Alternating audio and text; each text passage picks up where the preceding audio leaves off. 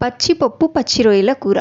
ఈ కాంబినేషన్ మీరెప్పుడైనా ట్రై చేశారా? చేస్తే ఖచ్చితంగా కామెంట్ చేయండి. పచ్చని పప్పుని బాగా కడిగి 70-80% వరకు ఉడికించుకోవాలి.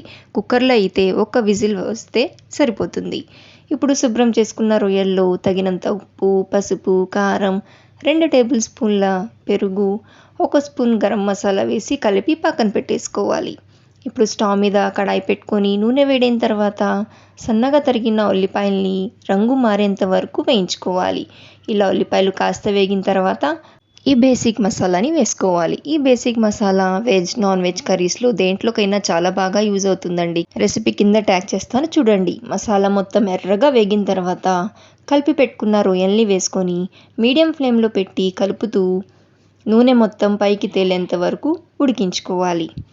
రొయ్యలు కాస్త ఉడికిన తర్వాత పచ్చిమిర్చి ముక్కలు, ఉడికించుకున్న పచ్చెనపప్పు వేసి కలుపుకొని గ్రేవీకి సరిపడా నీళ్లు పోసుకొని లో ఫ్లేమ్లో పెట్టి నూనె పైకి తేలేంత వరకు, అలాగే గ్రేవీ చిక్కపడేంత వరకు కూరని ఉడికించుకోవాలి.